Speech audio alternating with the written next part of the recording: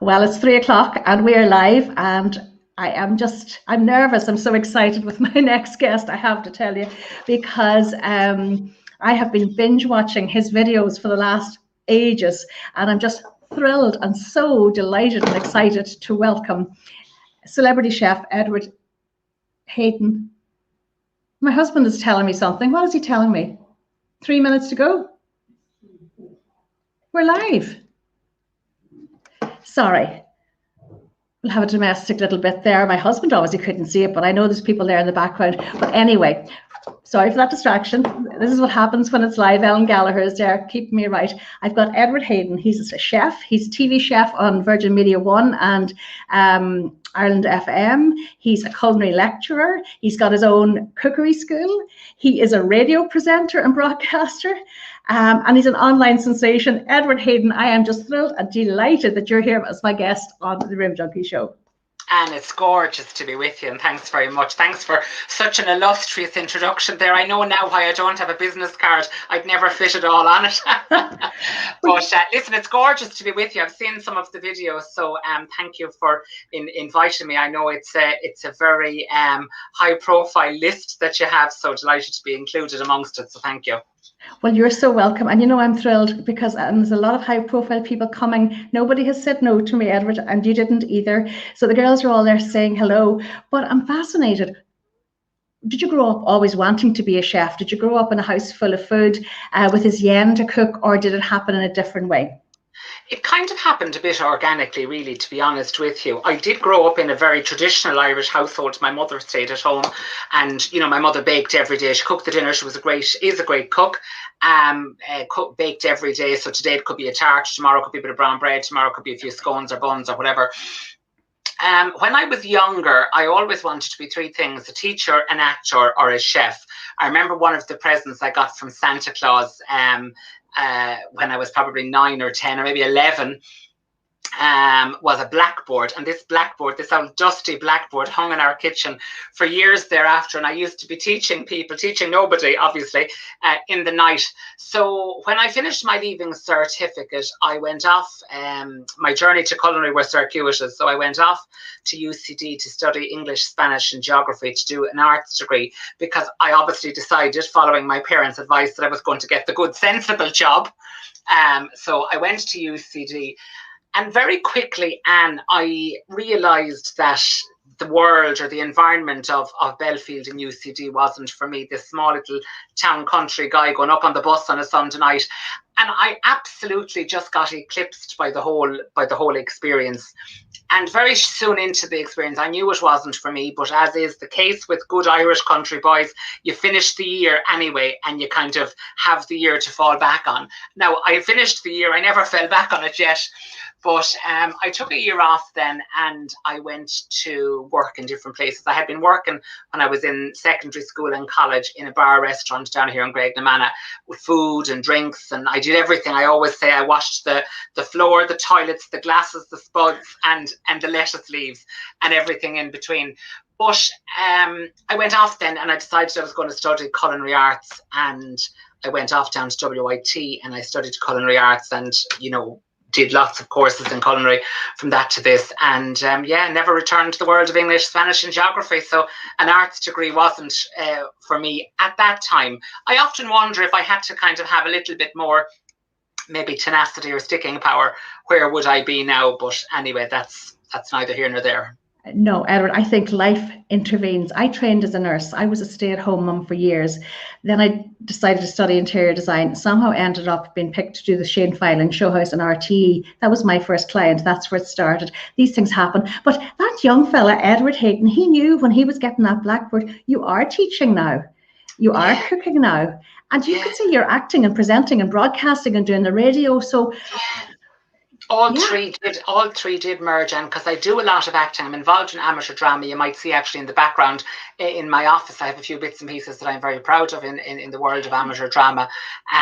We actually won. I'm involved in a group in New Ross, and we won the All Ireland 2 years ago with our production of Notes on Fallen Leaves. So yeah, I actually have found a space whereby all three professions can happily coexist. But you're certainly a natural in front of the camera. I mean, I've watched you. I think you followed me on Instagram, and then I followed you back and I found you. And I'm so glad that I did, because your personality and your passion and the real Edward just shines through. There's no fakery there. It's all really genuine. It's coming, I can sense, from a really, really good place. And you're helping lots of people. You're getting them through lockdown, Edward, because they're relying on your videos and your teaching to get them through and to divert them. Yeah. Absolutely. And I suppose it is all genuine, Anne, and thanks for saying that. It is all genuine. We were reared in a kind of a house at home. It was like a train station, really. I'm the youngest of 5. I have a brother and 3 sisters. And, you know, our house was like a train station. I always joke, you know, you could never come down the stairs in your towel out of the shower to grab something in our house, because there'd always be someone there. And that was gorgeous. We always had people coming and going. You never know who was sitting at the table with you for the dinner. Everyone that came in that got their dinner, or they got the tea and the tart or whatever. So it was always a kind of a very welcoming, very warm sort of a house. And that kind of helped me, you know, I suppose, to form that sort of personality. And people knock the edges off of you. But yeah, it has been gorgeous to do it. You said I was natural. You couldn't always say, things happen. I do believe that. I had a book in 2008, and I remember writing to then TV3 to look for a slot, and I wrote and I rang and I wrote and I rang, and I did everything other than show up on the door to say I'm here. And as often happens in show business, they were literally just an opportunity arose at very short notice. I went up and I did it. And I remember my first morning on TV3, it was then in the kind of the garden shed. The kitchen was in the garden shed then at the time. And I was making an autumn fruit chutney. And I had my autumn fruit chutney in the pot, and I had my jar in the tea towel because it was hot and sterilised. And I was just filling in the autumn fruit chutney. And the tea towel just caught fire. The floor manager just kind of went, you know, as if to say the thing is on fire. And I just literally leaned in, folded over it, and put it into the bin. I said, Sacred Heart, I could have burnt the whole shed and everything. And I went home raging with myself right back down the M9. I said, listen, I'm after blowing my big gig. My one chance, here it was, and it's blown. But that wasn't the case. They invited me back and have done so ever since. So you learn, and with everything that you do, you learn, you make mistakes, you make the rookie errors, and I have done it all. But in terms of the camera doesn't frighten me. Sometimes it can be more like I do a lot of, or did do a lot of MC work, charity work, going to do like all the Strictly Come Dancings and the fashion shows and you name it. I've MC'd them all around the country. And, you know, that never intimidated me. I might be more intimidated going into a room with 2 or 3 people than going in and standing in front of everybody being in charge, because I think the rules and the parameters when you're in charge are more defined. That's very interesting, because a lot of people are terrified, and I know all this Zoom that we're doing and all the online has terrified an awful lot of people that would have no problem on face-to-face. But I think stars are shining as well, online stars who are just very comfortable. And we've got some questions here. Well, I have a peek to see who's here and see what they're asking. Do. Hopefully they're not asking anything naughty now, Anne. No idea who this is. She says, hello, Anne. Looking forward to you sorting out my sofas. Great to listen to Edward. Well, I don't know. I'm sure I will love to help you sort out your sofas. Kavina's asking, what is Edward's favourite thing to cook? Everybody else is just saying hello. Roy McGarvey says, Edward is always so happy and cheerful doing his cooking. I know. Wish Edward could come and cook my tea.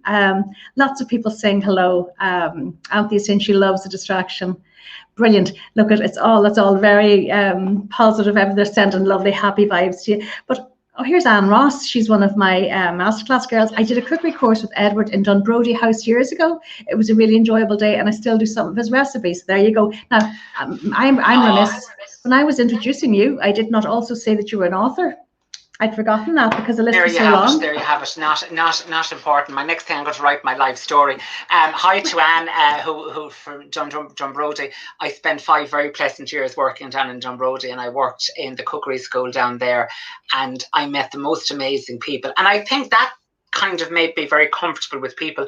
We used to take in groups of 10 and spend the day with them, kind of just cooking and learning and laughing and dining and, you know, just getting to know each other. And it was a very pleasant time of my life. I enjoyed it really well. And so many people like Anne come back and say that they're still using the recipe. And it definitely, it helped me, you know, to get to know people, to build my profile.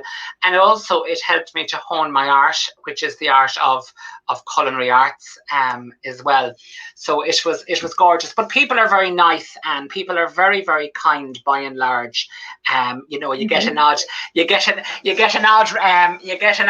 lump in the call cannon when you're mashing it, when people kind of take to the keyboard and whatever. And sometimes I always think this can be the most dangerous thing that people employ. But by and large, I've been very lucky. People are very nice. And, you know, I would always encourage people to be nice. And I know I'm not everyone's cup of tea. No one is everyone's cup of tea. But, you know, there's a lot to be said for the value of being silent and being prudent. And that's always my message to people, not just about me, but in general. You know, you look at your Facebook or you look at your Instagram and, you know, there can be such slurs against people's, you know, character, their bona fides or whatever. And you know what? There's a lot to be said for doing the veil. Absolutely. You know, I was speaking to somebody the other day, a very high profile person. She is going to come on here with me. She's been having an abominable time on Twitter particularly. So she's deleted her account. And you're right, it's cowardly Facebook warriors or keyboard warriors, you know, who have nothing better to be doing. Who's here? Helen Walsh is here.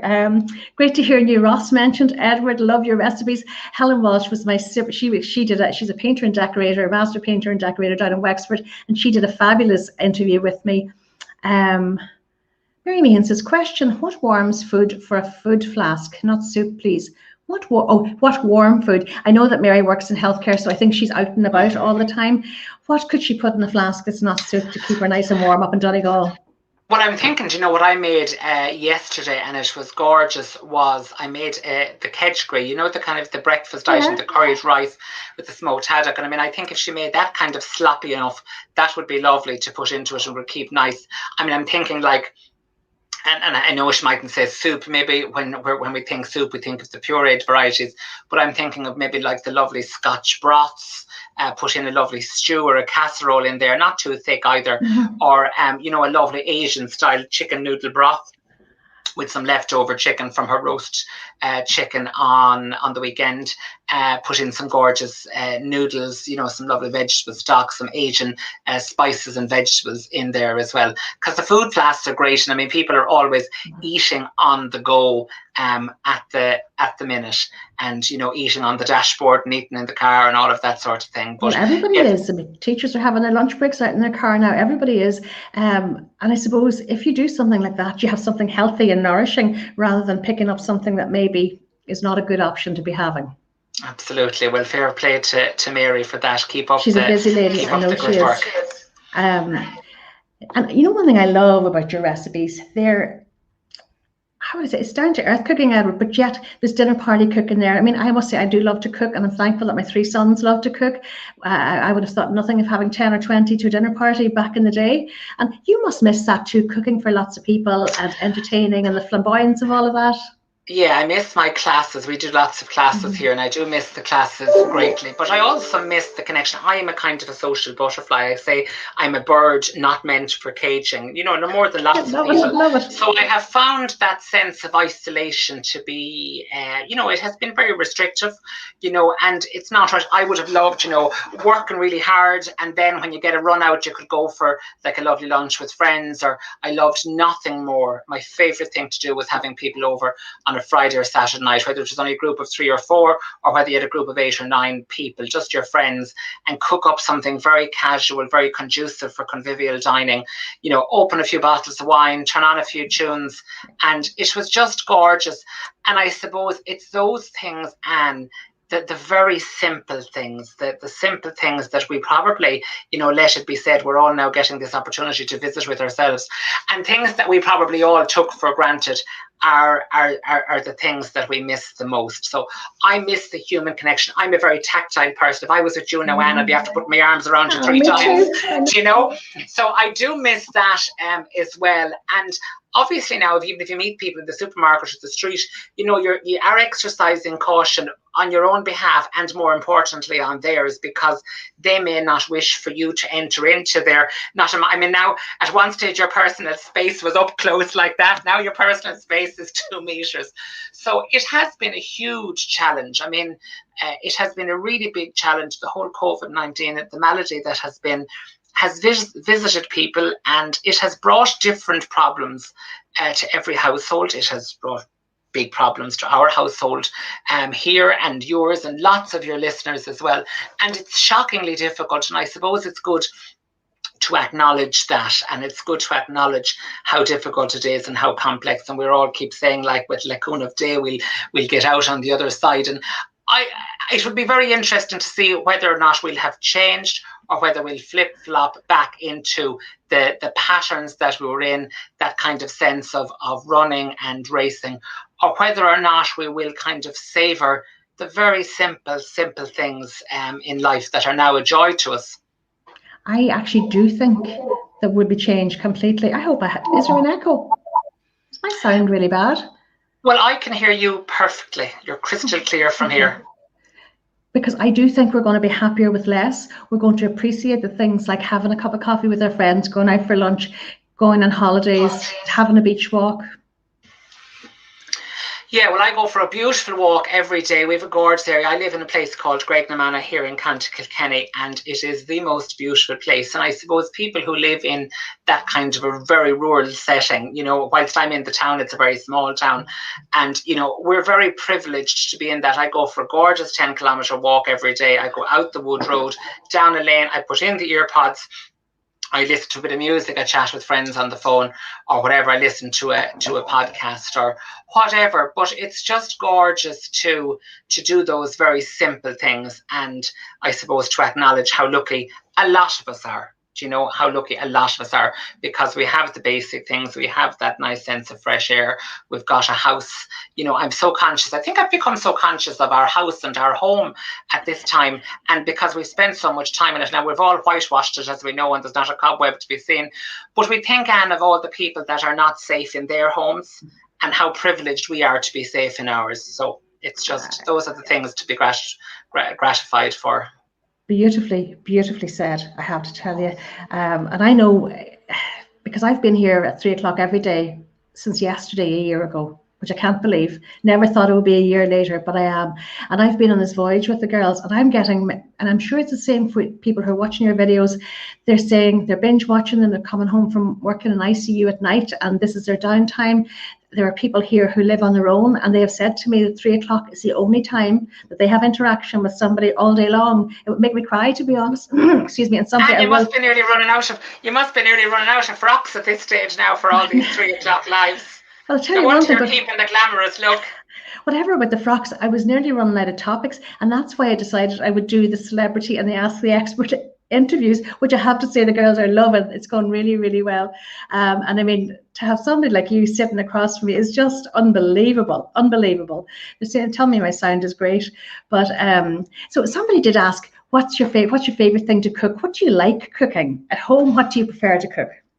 I love, and I mentioned it a few minutes ago, convivial dining. I love shared dining. Now, obviously, that's not conducive to COVID because we're not allowed to share utensils or whatever.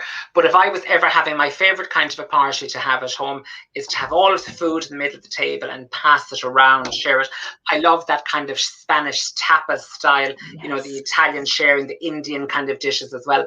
My favourite thing, and I know someone asked earlier on, I think my favourite thing to eat, and I just said the other day, I haven't had it in an age, is roast chicken, the roast chicken stuffed, you know, the traditional Sunday roast. So that's really strange that you've said that, because here 2 of our boys are away, so it's Neil and myself and Jack is not a great eater, but since COVID we have started doing the Sunday dinner that I would have grown up with over in Carrick, the stuffed roast chicken with the roast vegetables and all the vegetables and the real gravy and all of that, and a proper dessert afterwards, a traditional dessert. Yeah, and there's nothing like it.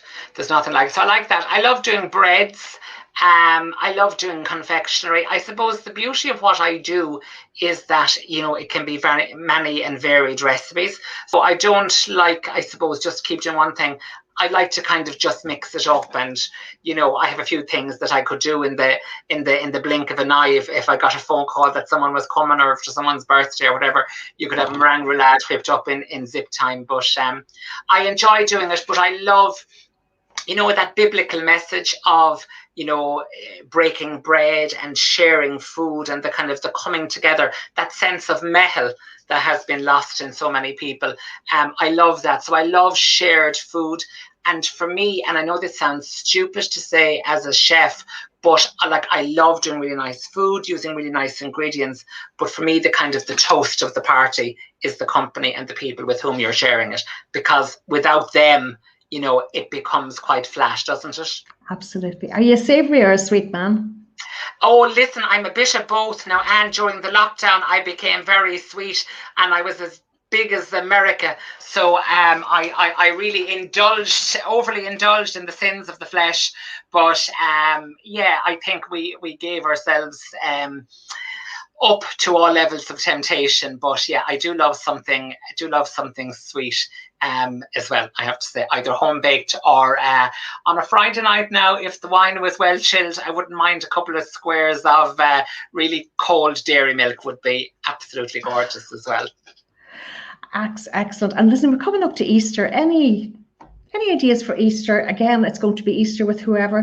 We would normally probably have extended family for Easter and things like that, and would have had a big event. That isn't going to happen. There's going to be 3 of us.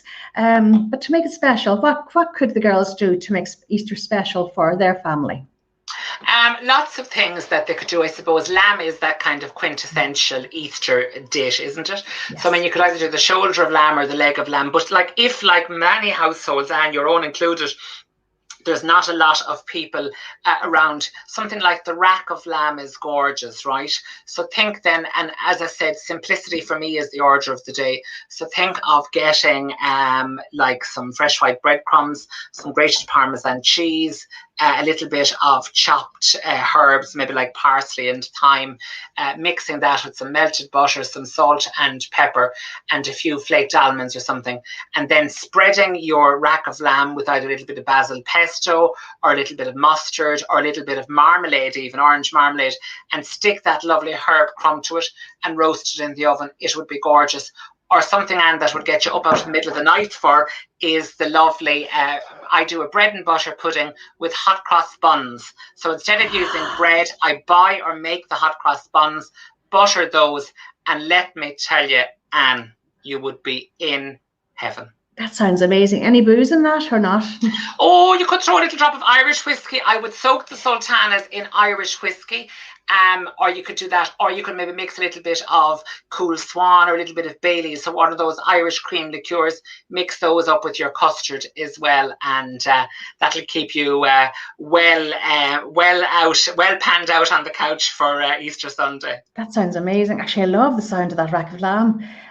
We use, actually, believe it or not, when we did traditionally the leg of lamb, it's Nigella Lawson's recipe with the lemon and garlic and rosemary marinated for 24 hours. And we used to do it in the barbecue, believe it or not, and take it off nice and pink. But I love the sound of that. I can just imagine it. And I would never have thought of putting the Parmesan with the breadcrumbs and it's lovely, well. And as the Parmesan kind of just melts down, it just kind of helps to infuse the crust together and give it that kind of that nice sense of browning. So I look forward now, Anne, Easter Sunday. I want to see the pictures up on the Insta. Oh my goodness. Well, it's good crack. Mandy Maher, who owns Catwork Modelling Agency, she's also a TVAM girl. I chatted to her last week and she said, you need to up your Instagram game, Anne, and start taking loads of photographs of your food in Donegal. So you know what, whatever I do on Easter Sunday, I will post. I'll tag you, Edward. Karina Sin, you're making my mouth water. Sarah McGinney said, would love an easy recipe for a nice sauce to go with salmon. Yeah, now salmon is one of those things that, I just love fish, and we're so blessed to have such wonderful fish. So, you don't want to kind of have it adulterated or kind of huge, massively excessive flavors on it. For me, there's 2 things that come to mind instantly. One of them is a kind of a nice spicy tomato and chili sauce. So maybe just take like your onions and garlic, saute those up, add in a half glass of red wine. No, just a half, Anne. Just a half. Add in a tin of tomatoes, maybe a spoon or two of cream and some chili flakes. Boil that for maybe about, and simmer it for about 20 minutes thereabout. Blitz it down with your immersion stick blender, and it's just a gorgeous. I love tomato-based sauce, so that would be one option. And the other thing would be a very simple, this is a get out of jail free sauce. It's just put some cream into a saucepan, about 200 milliliters of cream, put maybe 2 big tablespoons of basil pesto, if you have that as well, and maybe about a tablespoon of Parmesan cheese, and boil that intensely. And the cheese will just thicken the sauce really nice and simply for you. Spoon it over your salmon, maybe with some fluffy rice or mashed potatoes, and as I said, it's a get out of jail free sauce, you know. You're unbelievable. Just like that, you can just pull it out like of your mind. Well, now, Sarah, there's no excuse for you not to have your lovely Donegal salmon with either of those sauces. I thought you were going to say something like dill and something, but I would never have thought of putting a tomato-based sauce with the salmon. Tomato-based sauce is gorgeous, gorgeous, gorgeous with the salmon. Yeah, really beautiful. Wow. Miriam Canan up in Dublin saying, loving the live at 3. Edward, you're a joy to listen to. Oh, thank you so much. Slow cooker dinners. Yeah, slow cooker. We've only recently adopted the slow cooker. Are you a fan or not? I tell you now about the slow cooker. I give you a laugh. My sister, I have 3 sisters, as I told you. One of my sisters has 3 boys. She has twin boys, which are 9 coming. They're coming 9. And then she has Sean, who is coming 3. So she bought a slow cooker, you know, because herself and her husband are working. It's a busy household. It's a zum household. She bought a slow cooker. When she bought it, she bought was too small, so she gave it to me, and she went off and bought a big one. And she said, Edward, now this will be great for you. And you know what? I just said I could think of nothing worse than a slow cooker. So I did all the things. I put on this chicken casserole one day. I put on a beef casserole another day, and a lamb casserole another day. I did 3 attempts at it. And now, notwithstanding that they were lovely, they were absolutely lovely. But the chicken casserole, I'd have had it made in 40 minutes and served, ate, cleaned up, washed up after in the length of time. I had this, I just think maybe it's just because we're in COVID. Even in a normal circumstance, if you were going out in the morning and coming home in the evening, I could see the advantage of it. But I was bored off my trolley all day waiting for this beef or chicken casserole to be done when I'd have had it done an hour and a half on the stove with the beef one. So I can see their virtue, but as yet, it hasn't endeared itself to me. But I've put it in the back of the press, and you know that famous back of the press that it's hard to get at. I've put it there, and in the fullness of time, when life returns to normal and I'm back on the road again, I'll give it another shot. But for me, yeah, it's not a hit yet. I don't think it's ever going to be a hit. It's funny, I've had the same relationship with people were extolling the virtues of the air fryer, so I bought one. It is the most damnable piece of equipment that came into our house, and I've got rid of it. I just couldn't make it work for me at all. Our houses are bursting at the seams, Anne. They're bursting at the seams because we keep buying all of this stuff, do you know? And we don't have the room for it. I don't know about you, and I'd say you could be the same now, having a look at you and looking at all your videos. I'd rather keep the room for a bit of extra wardrobe space for the clothes. Absolutely. Well, do you know what? That's one thing I started. In fact, yesterday's video a year ago was all about decluttering your home to deep clean your mind. So these girls have their houses well and truly decluttered, as indeed I'll be honest, I have too. Sarah Ann's agreeing with you about the slow cooker. Kavina says you're a tonic. Absolutely. Yeah, more agreeing with the slow cooker. It's funny, in our old house we had an aga and I had 3 boys, so I constantly cooked in that. But that was different. You know, you could put things into the ovens and forget. But I do know what you're saying about, we have a slow cooker. Neil uses it. I've never used it. But I suppose if you're going out to work in the morning and you were coming home to a casserole to feed your family in the evening, happy days. Happy days. Now, we're really nearly running out of time. I could keep you here all day. I could keep you here all week. I'm as free as a bird. I'll stay for as long as you want me and evict me, whenever you want. But if you've anything you'd like to, I'm in no hurry. Am I missing questions? Let me look, because sometimes I do miss them. And if 2 comes in at the same time, I might miss one. No, I think you're moderating well now, in fairness. No, I think we're doing okay. They're just listening to you. They just want to listen to you and listen to you and listen to you. So tell me about, so you really are busy, like in normal life, because you're teaching is it Yeah. Waterford IT? Yeah, my main job, if you like, the main gig is Waterford IT. I'm working down there as a culinary lecturer, and I'm course leader of the higher certificate in Aren't they arts so and lucky? culinary arts. Well, listen, I don't know whether they are or not, but I have this great thing that I do, and I tell them this as well. When I get into the car, and I won't say every evening, but almost every evening when I'm going home from work or any gig, you know, we've all done lots of gigs, good gigs and bad, as I always say. But when I'm getting into the car coming home from work, I say to myself, well, have I done a good job today?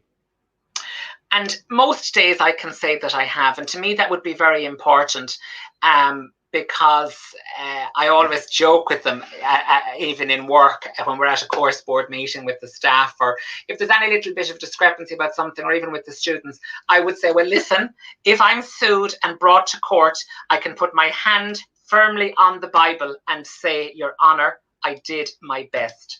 So to me, that is very, very important. That kind of filters right through all the things that I do in my life. I'm not saying that I'm perfect or anything like it, but I give everything my all. I give it the full shot that I have to give it. And I think that's really important. It is but a privilege and to be part of the formative years of these students' culinary careers, because they're gorgeous people. We have gorgeous people, complex, spirited, lively, you know, layered with complexities, but layered with joy and layered with passion and, you know, vigor for the job and for the career. So it's gorgeous to be part of it. I always tell them when they're coming in that, you know, I would, when 10 years time, when they're gone and another student goes out to them on work placement and they say, God, is your man still below? All I want them to be able to say, the only requirement I have is I'm able to say, if they're able to say, well, he was always fair. Okay, so you beat everyone with the same stick. But I do tell them then when they're going that I look forward to sitting at home on a Friday night, having a glass of wine and seeing them pop up on the Late Late Show or pop up on whatever.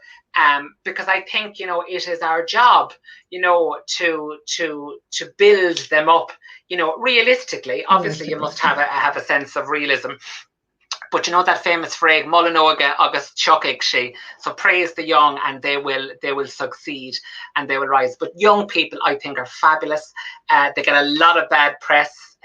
You know, they got a lot of bad press during COVID. As well, they were very tough for them, Edward. It's been very tough for them during COVID. Shockingly tough. And again, you know, like I said, there's you know, indiscretions in all age groups. There's none of us, I'm sure, have been perfect throughout. But young people have got a lot of bad press, and they have sacrificed so much for granny and for granddad and for mammy and for daddy and for society at large. Yes, the people have made mistakes, and you know, one side of my mouth is ready to say, and that's allowed, but I know it's not. But people have made mistakes, but they've got a lot of bad press, and they've sacrificed the opportunity to be going to college properly, you know, to be going out on a midweek when your mother and father doesn't know, to be staying in bed in the morning with a hangover, to be getting a shift on a Wednesday or Thursday night, you know, to be forming relationships and links. And all of that has been starved. And, you know, whilst the fullness of time will return us to normal, but that period of time has passed for them. And that is the travesty of COVID-19 for them. But yeah, I'm all flying the flag for young people. I think they're amazing. Tell me this, can you easily spot the serious talent when they're in the class as you get to know them? Or is it something that develops over time? A combination of both. There are people who would have that natural ability, that natural aptitude, and are always within a position to shine. Okay, and things come easily, and I hate that phrase, but things can come easily to them.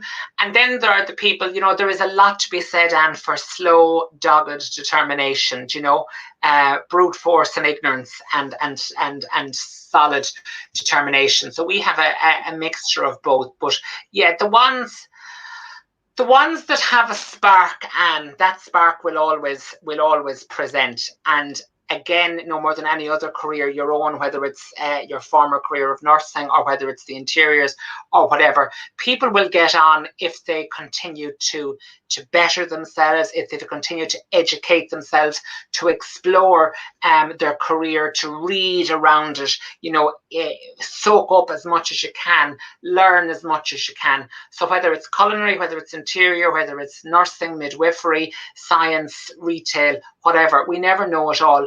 But those that are passionate, and passion is a word that can be overused. It's an action that's underused perhaps at the minute as well.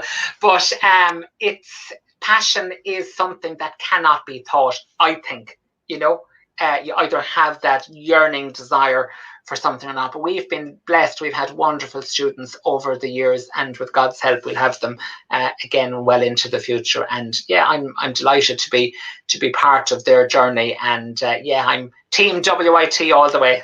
Well, listen, you're just so infectious. I would give anything to be in your class. But when you said that, you were talking about the kids that maybe persevere and tenacity gets in there. I remember a couple of years ago, I designed sports physio gym elite training place, and I remember one of the slogans I put on the wall was hard work beats talent when talent doesn't work hard. That was to motivate the Michael Murphys who worked so hard even though he's so talented. But you're right, it is a combination of both. I think the passion is innate. You can't fake passion, you can't acquire it if it's not in you.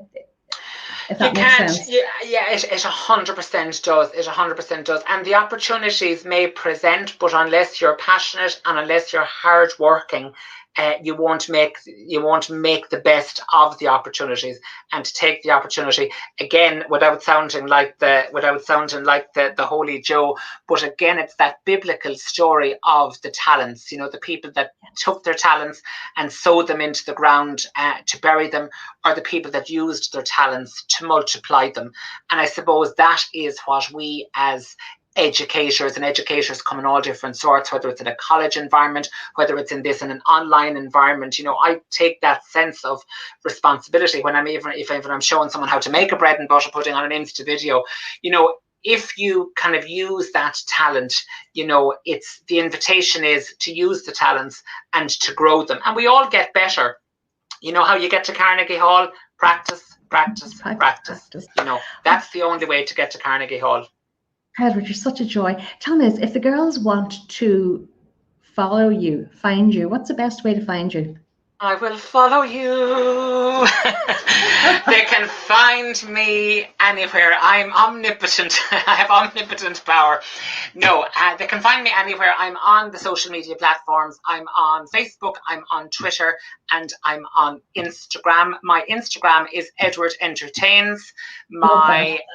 Well, listen, Anne, you'd be surprised how much dodgy mail you get with that. So if you want your libido reduced or your bust increased, I have the emails in spam to suggest all of that. So Edward Entertains on Instagram, and I'm on Chef Edward Hayden on Facebook. I have two Facebook pages, but it's best to go to the Chef Edward Hayden because the other one is practically full. It's practically reached the capacity. So I'm keeping a little bit of wiggle room just in case an opportunity ever presents and I can't let them in because I'm at 5,000.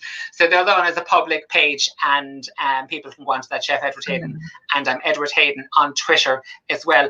I have a Snapchat account. I don't use it that much, so it's not probably the best way, but Instagram and Facebook is where all the cooking is, where all the bit of gossip is, the salacious stories and everything else in between, and people can keep on top of what it is that I'm doing. And I would love them to do so. I would encourage them to follow you. Come follow Rim Junkie as well. I'm taking Mandy Marr's advice.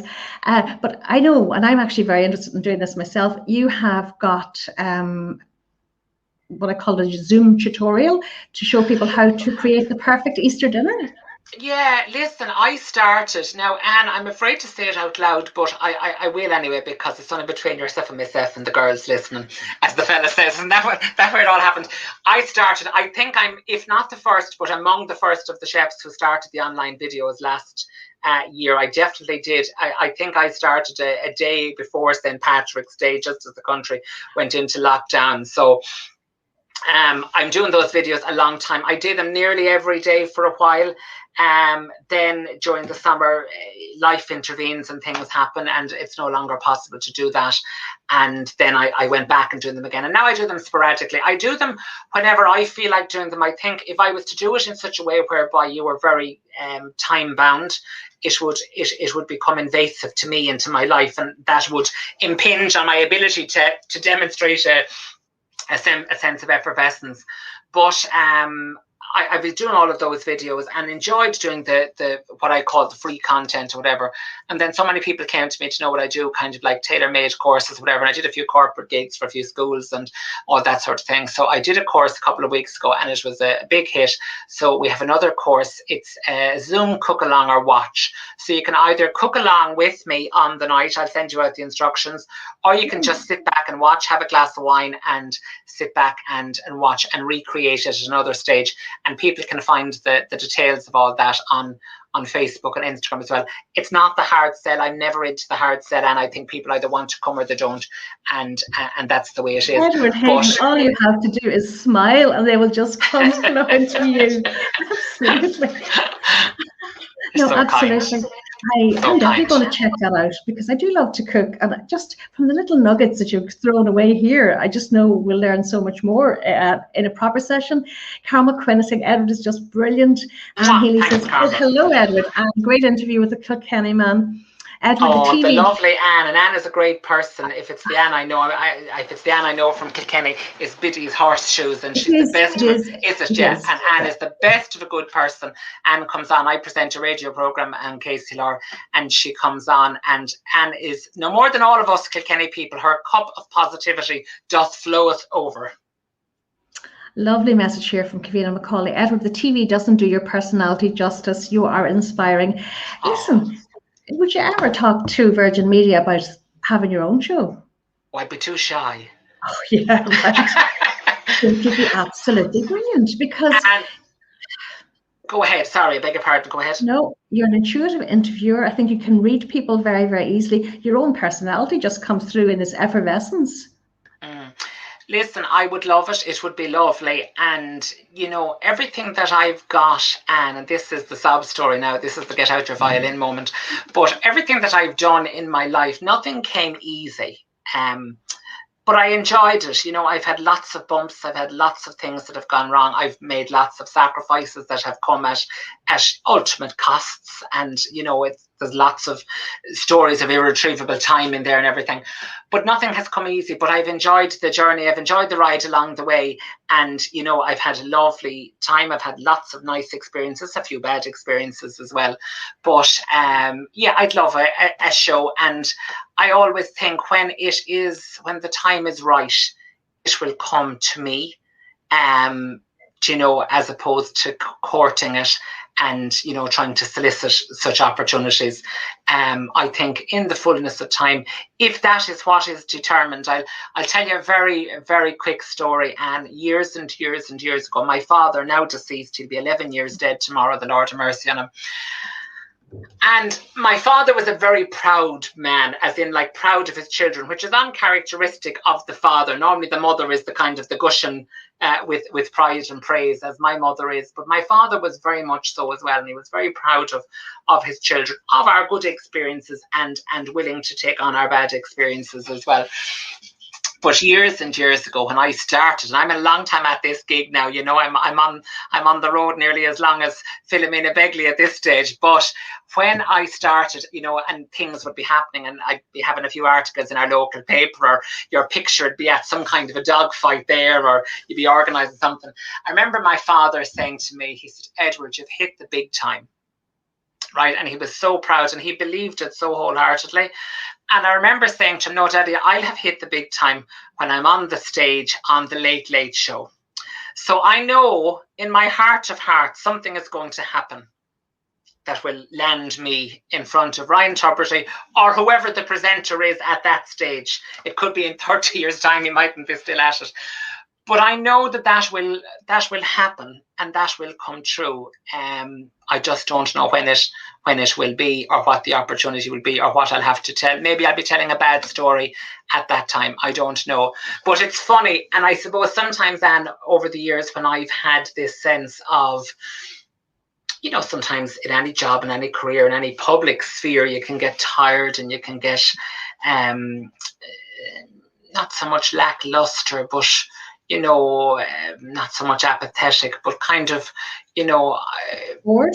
at a loss as to know what it's all for. And you know, I push on knowing that, you know, I haven't as yet in my mind, or what I determined at that time to be the big time. But yeah, it's great. My sister laughs because, you know, she'd say to me, Edward, she said, you know, just because it's not on Instagram doesn't mean it hasn't happened.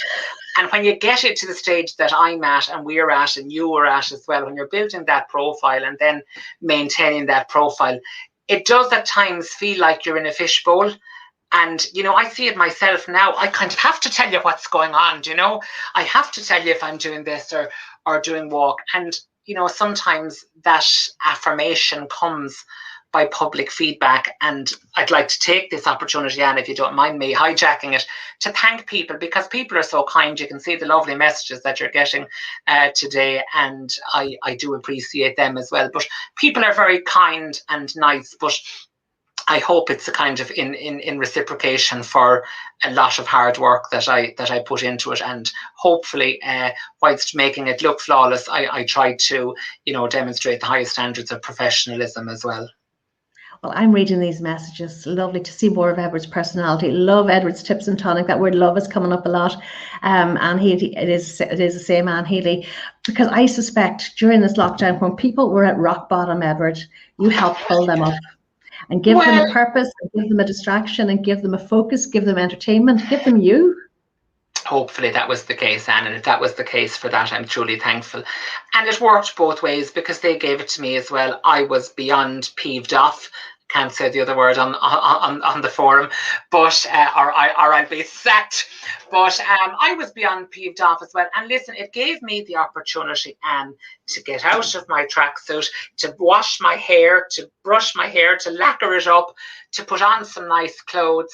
And it passed a couple of hours for me, because I'd have to, you know yourself, you have to do all the prep work, no more than yourself there with the